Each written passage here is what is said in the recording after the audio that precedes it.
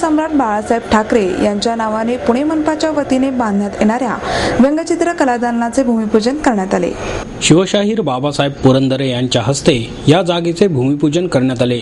यावेळी व्यंगचित्रकार श्रीधर फडणीस, मंगेश तेंडुलकर, महापौर वैशाली बनकर, आमदार नीलम गोरे, माधुरी मिसाळ, महादेव बाबर, जयदेव गायकवाड, चंद्रकांत मोकाटे, शिवसेनेचे पालिका गटनेते अशोक हरणावळ, स्थानिक नगरसेविका वस्ते आदींसह अनेक मान्यवर उपस्थित होते. सारसबागेसमोरील गरवारे बालभवनाच्या शेजारी 10 गुंठे जागेवर हे कलादालन उभारण्यात येणार आहे. यामध्ये बाळासाहेब ठाकरेंनी काढलेल्या व्यंगचित्रांचे कायमस्वरूपी प्रदर्शन असणारे दालन असणार आहे. दुसऱ्या गॅलरीत नवोदित व्यंगचित्रकारांच्या प्रदर्शनाची सोय करण्यात येणार आहे. बाळासाहेब ठाकरे शिवसेना प्रमुख म्हणून तर मोठे होतेच, पण ते एक व्यंगचित्रकार म्हणूनही फार मोठे होते. म्हणूनच या दालनाला सर्व पक्षीयांनी पाठिंबा दिल्याचे श्रीधर फडणीस यांनी यावेळी सांगितले. व्यंगचित्रकार मंगेश तेंडुलकर म्हणाले, व्यंगचित्रकाराला मुक्तता असायला हवी, मात्र सध्या तशी परिस्थिती नाही. त्याच्यावर दबाव वाढत आहे. अशा परिस्थितीत हे कलादालन त्यांना प्रेरणा देईल. या ठिकाणी नवोदित कलाकारांना मोफत कलादालन उपलब्ध करून द्यावे. पुणे शहरात इतरही ठिकाणी चित्रकार व्यंगचित्रकारांना चित्र काढण्यासाठी चांगली जागा उपलब्ध करून द्यावी, अशा सूचनाही तेंडुलकर यांनी यावेळी केल्या. आपल्या पुणे महापालिकेचं अभिनंदन करावं असे प्रसंग अलीकडच्या काळात क्वचित येतात. हा प्रसंग त्यातलाच एक आहे. एक गोष्ट खूप बरी आहे की आपल्या कुठल्याही अभिनंदनीय प्रसंगाला मला उपस्थित राहण्याचं भाग्य लाभतं. आज आमच्या सेनाप्रमुखांच्या नावानं इथं जी व्यंगचित्रांची गॅलरी उभी राहते आहे ते मला मनापासून आवडलेलं आहे. पुण्याचा एक नागरिक म्हणून मी महापालिकेतली जी कोणी संबंधित मंडळी आहे त्या सगळ्यांचा मी कृतज्ञ आहे. यातला मला आणखी आवडलेला एक भाग असा की बाळासाहेबांच्या चित्रांच्या बरोबरच नवोदित व्यंगचित्रकारांच्यासाठी इथे दुसरी आर्ट गॅलरी होते. ही सगळ्यात महत्वाची गोष्ट आहे जी होण्याची आज गरज आहे. आणि ही गरज का आहे? कारण नवोदित व्यंगचित्रकाराला आता इथं उभं राहणं दिवसेंदिवस अवघड होत चाललेलं आहे. मी कुणालाही दोष देत नाही किंवा कोणी याला जबाबदाराचं नाही. एक परिस्थिती अशी निर्माण झाली आहे की वृत्तपत्र जाहिरातीने व्यापली गेलेली आहे.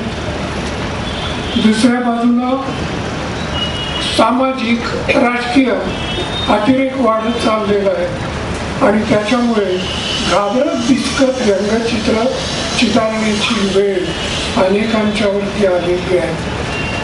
कुठल्याही कलेमधला आविष्कार हा असा दडपणाखाली चांगला होण्याची शक्यता नाही.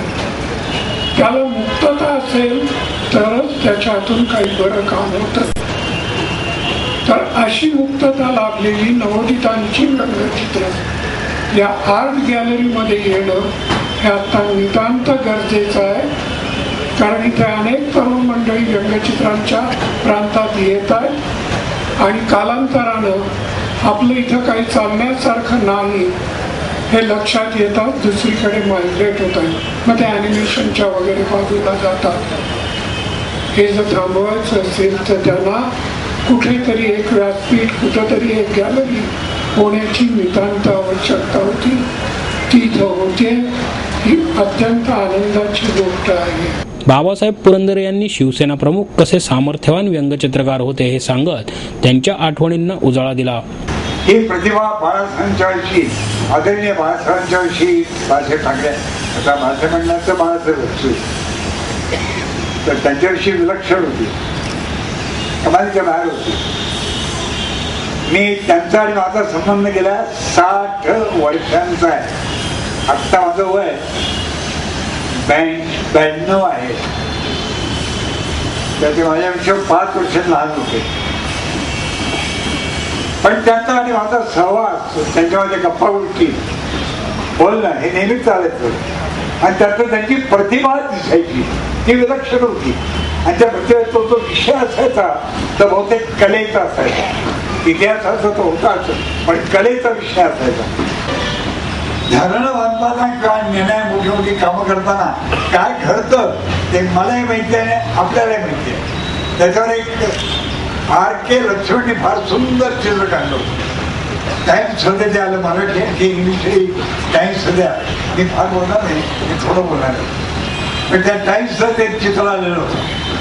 चित्राची कल्पना सामान्यतः आपल्या डोळ्यापुढे एक थर्ड मॅन, एक कॉमन मॅन असा उभा आहे आणि तो गाईड त्याला तो काहीतरी सांगतोय. एक प्रचंड असं डॅम आहे, भिंत बांधलेली आहे धरणाची, अर्थात ती भारतातली बांधलेली आहे. आणि तो जो गाईड आहे तो आलेल्या व्हिजिटर्सना समजावून सांगतोय it is the biggest one in Asia. आशिया खंडामध्ये सगळ्यात मोठा डॅम आहे, सगळ्यात मोठा प्रचंड. But there is a slight technical mistake. पण जर बारीकशी जरा घोटाळा झाला, चूक झाली आहे. There is no water on that side. आता या एका चित्राने त्या जे कोणी असतील, इंजिनियर्स असतील किंवा कोण कोण असतील बांधणारे, त्यांच्यावर केवढी मोठी टीका आहे, केवढं मोठं जबरदस्त हे इंजेक्शन आहे. It is the biggest one, but there is a slight technical mistake. काय झालं, पलीकडे पाणीच नाहीये, म्हणजे फक्त भिंत उभी आहे. हे चित्रकाराचं सामर्थ्य, हे उत्कृष्ट नृत्य गाण्याचं सामर्थ्य इतकंच मोठं आहे, उत्कृष्ट गाणाऱ्या कलाकारा इतकंच मोठं आहे. इतकंच नाही, अत्यंत बुद्धिमान अशा चाणक्याच्या अत्यंत बुद्धिमान अशा एखाद्या नेत्से ज्या राष्ट्रवादाचा फार मोठा प्रवक्ता होता युरोपमधला, त्याच्या इतकं सामर्थ्य येतात आहे. आणि इतकं सामर्थ्य आमच्या बाळासाहेबांच्यामध्ये होतं. आमदार नीलम गोरे, माधुरी मिसाळ यांनीही यावेळी आपले मनोगत व्यक्त केले. महापौर वैशाली बनकर यांनी कार्यक्रमाचे प्रास्ताविक केले.